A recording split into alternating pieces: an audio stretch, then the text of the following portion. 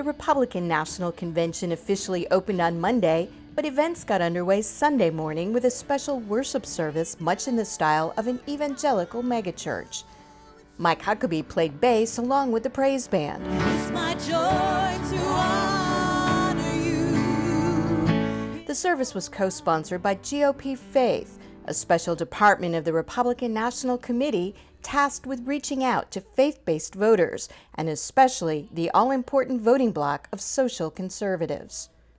We're in awe of you, Lord, and while we watch the world seemingly being turned upside down, we know that you're on the throne, you're in control. Chad Connolly is National Director of Faith Engagement for the RNC. Well, it's our biggest segment.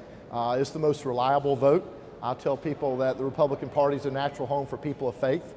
Meanwhile, across town, other people of faith organized a massive nonpartisan project called Circle the City with Love. Thousands of participants gathered to rally against violence, fear, and hate. We've come together in unity to stand for love, peace, and justice. They marched to the Hope Memorial Bridge, where they stood hand in hand, in silence, for nearly 30 minutes. Mother Teresa says, unless we have silence, we don't touch our souls and the souls of others. In some ways it's a symbolic act, but at least it's a way of giving a witness that there's this community of people who are really committed to working together for the common good. People of faith across the spectrum were active in many ways here in Cleveland, both inside and outside the convention hall. There were several special events to celebrate the GOP's platform, which activists described as the most conservative ever. The Eagle Forum sponsored a luncheon praising Republicans for holding firm on their opposition to abortion. It was headlined by football coaching legend Lou Holtz and the group's founder, Phyllis Schlafly, who has attended every Republican convention since 1952. The Republican stand on social issues is especially important to many evangelical voters. Jim Garlow is pastor of Skyline Wesleyan Church in San Diego. I'm very interested in seeing some basic values returned to the country. I care very deeply about life. I care deeply about marriage. I care deeply about religious liberty. I care deeply about issues of fiscal solvency. The national debt is a biblical moral issue to me. Thou shalt not steal from future generations. He says evangelicals feel increasingly at odds with the culture around them. Are our values under fire? Absolutely. I don't think it's right versus left, it's right versus wrong. And the wrong would like to put a stop to the right. Evangelicals make up about a fifth of all registered voters. According to a new Pew survey, about 78% of white evangelicals say they do plan on voting for Donald Trump. But 45% of them say it would mainly be a vote against Hillary Clinton rather than one in support of Trump. I have a wife and 4 kids. We can't agree on a Whopper or a Big Mac. So discussions about who you like or who you don't like, that's pretty normal in politics. I think you're going to see people unify.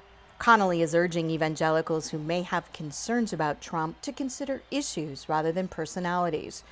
He says his position at the RNC was created to help make sure those Republican-leaning religious conservatives actually get out and vote. George W. Bush got something like 83.5% of the faith vote, the people who are committed to church. And that number's come down through Senator McCain and Governor Romney, probably because our side just assumed they would come out and vote. So part of my job is ticking that back over to 80, 81, 82.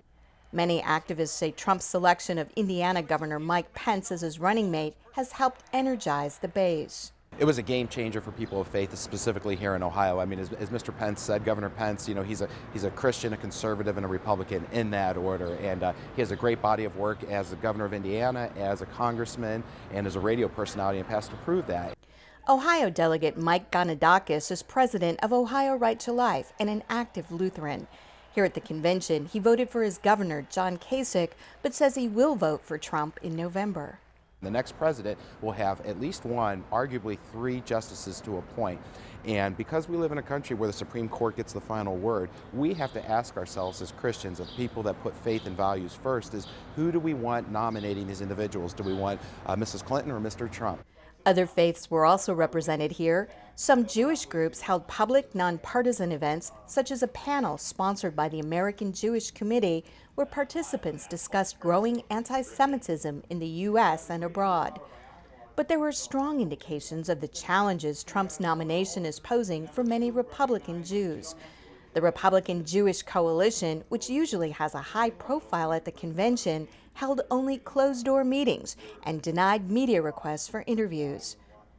Observers said it was because of concern about Trump's rhetoric and that of some of his supporters. As it became clear he was becoming the nominee, there was, well, we've got to defeat Hillary Clinton. And I've spoken to donors who said that and who now won't back Trump. And it's because of the associations that his campaign has had with rhetoric that's been perceived as, and images that have been perceived as anti-Semitic. Republican Muslims have also felt challenged, especially by Trump's calls for a temporary ban on Muslims coming to the U.S. The Muslim American community does have a lot of concern about the rhetoric, and I think that's very much warranted. I share in those concerns. But that only underscores the need for all Americans, including Muslim Americans, to engage in the process, to make their voice heard, to attend the town halls, to register to vote. Suhail Khan held a high-ranking position in the George W. Bush administration. He urges fellow Muslims not to give up on the GOP. Sometimes we have to remind some of our fellow GOPers what the bedrock principles of the conservative movement really are. But that is something that I continue to have enthusiastic support for as an individual, as an American, and as a conservative Republican. And so that belief hasn't wavered by any degree. The RNC tried to demonstrate religious diversity through the prayers that opened and closed each session, including prayers offered by a Muslim Trump supporter, a Mormon leader, and a Sikh party official. But some of the prayers generated controversy. Before offering his benediction, South Carolina Pastor Mark Burns declared Hillary Clinton and the Democratic Party, quote, the enemy. Outside the convention hall, some faith-based activists urge Republicans to consider how their policies are affecting people at the margins. Immigration, wealth inequalities, healthcare inequalities, housing inequalities.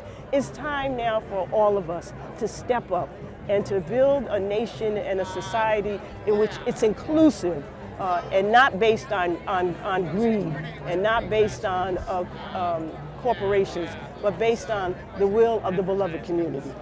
Nuns on the Bus, a group of Catholic sisters and their supporters, came to Cleveland to promote dialogue about social divisions and economic inequities.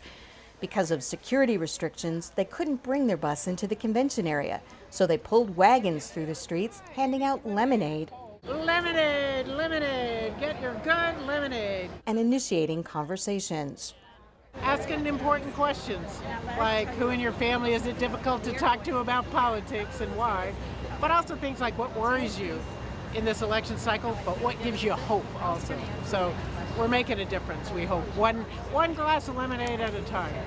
Analysts say this was one of the most contentious conventions in recent memory. Still, many leaders here pledged to work for healing. Hopefully we can build and unify our party and our nation, because that's what we need right now. That's what people are looking for, whether they're millennials or senior citizens. We're looking to unify a very divided country right now. That may be the biggest challenge of all heading to November. I'm Kim Lawton in Cleveland.